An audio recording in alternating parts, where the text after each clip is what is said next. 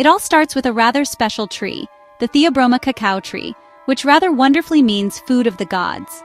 This tree grows large, colorful pods directly on its trunk and main branches. These pods are quite something to behold, coming in shades of yellow, red, and purple.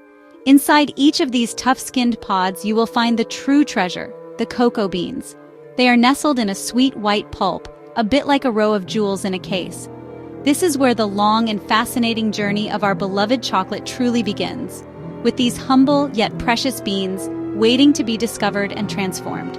It's a process that requires a great deal of care right from the very start. Harvesting the cocoa pods is a delicate task that must be done by hand. The pods don't all ripen at the same time, so skilled farmers must carefully check the trees and select only the ones that are perfectly ready. They use long poles with sharp knives on the end, called machetes, to carefully cut the pods from the tree without damaging the trunk or the delicate flower cushions where new pods will grow. It is a precise and gentle operation. Once the pods are gathered from the ground, they are collected in large baskets, ready for the next crucial step. It's a labor of love, ensuring only the best pods make it through. Next comes the fermentation, which is simply vital for developing the rich flavors we associate with chocolate. The farmers crack open the tough pods with a heavy knife, revealing the pulp-covered beans inside. They scoop out the beans and the pulp, and place them in large wooden boxes or pile them on the ground, covering them with large banana leaves. For the next 5 to 7 days, a bit of magic happens. Natural yeasts in the air begin to ferment the sweet pulp, creating heat. This process is terribly important, as it stops the beans from sprouting and starts to build those deep, complex chocolatey notes. Without this, chocolate would taste quite plain. After fermentation, the beans are still very wet and need to be dried. The farmers spread the now brownish-purple beans out in a single layer on large bamboo mats or wooden drying tables under the warm tropical sun. They must be turned regularly with wooden rakes to ensure they all dry evenly and to prevent any mold from growing.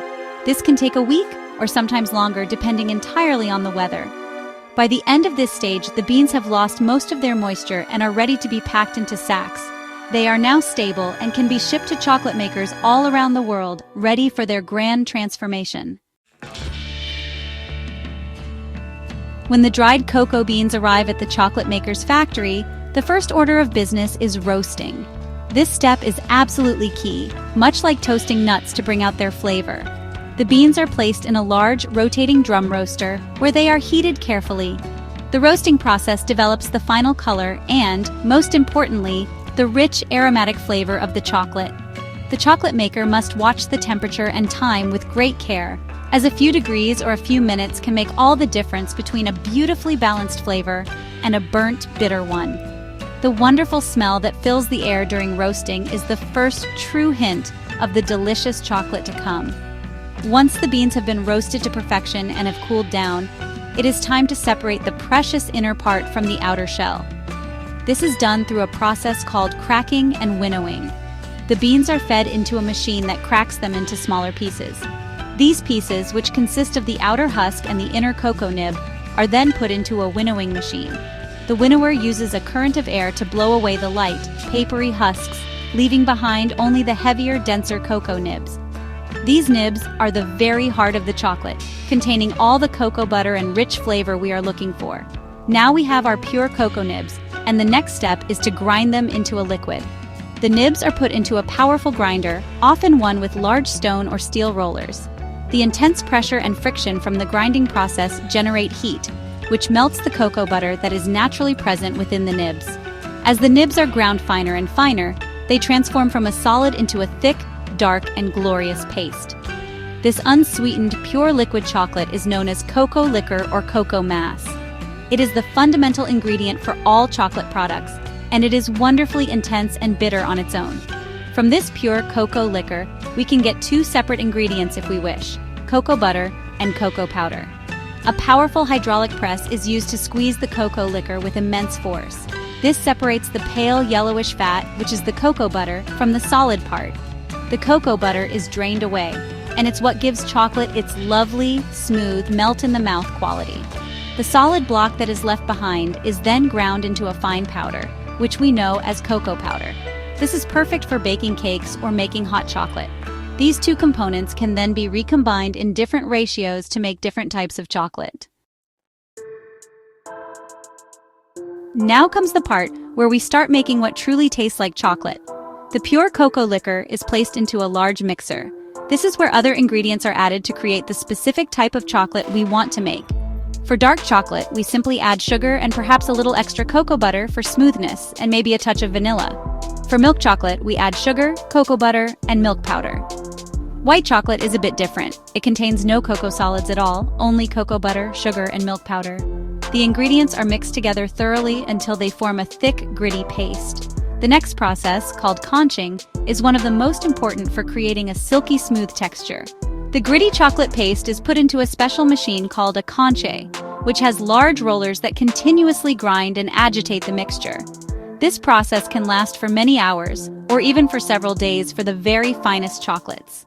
The constant motion and heat not only grind the sugar and cocoa particles down to a size so small the tongue can no longer feel them, but it also helps to develop the flavor further. It drives off any unwanted acidic notes and allows the rich, rounded chocolate flavors to fully blossom. Conching is a true art, and it requires a great deal of patience.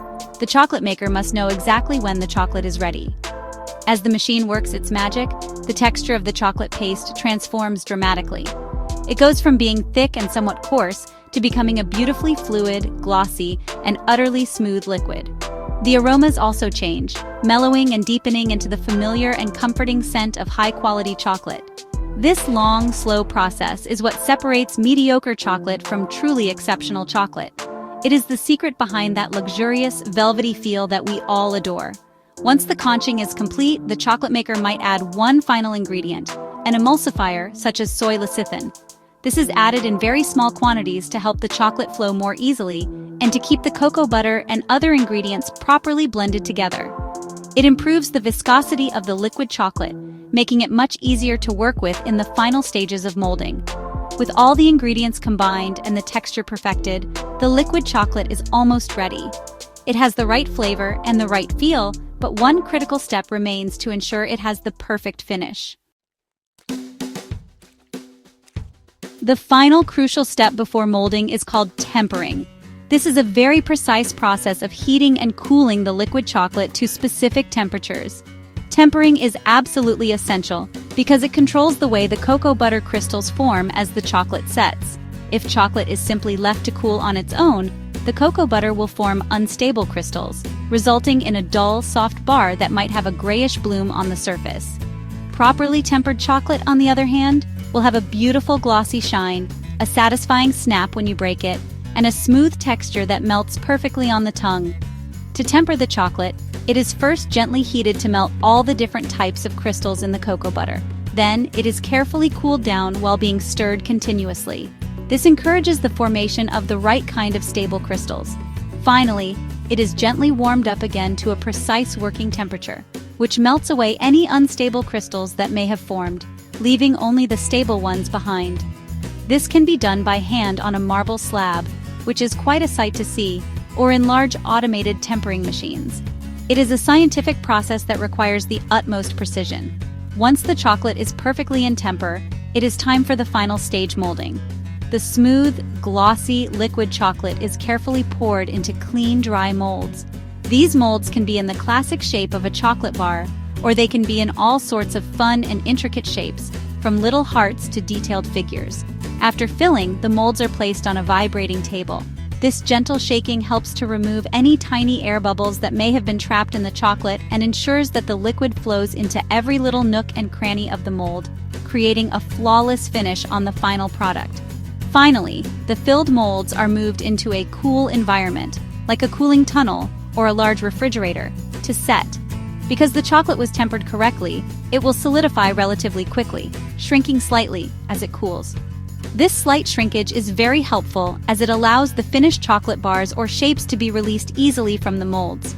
Once they are completely firm, the molds are turned over, and with a gentle tap, the beautiful, glossy, and delicious chocolate bars pop out, ready to be wrapped and enjoyed. And that is the wonderful journey from a humble bean on a tree to a delightful bar of chocolate.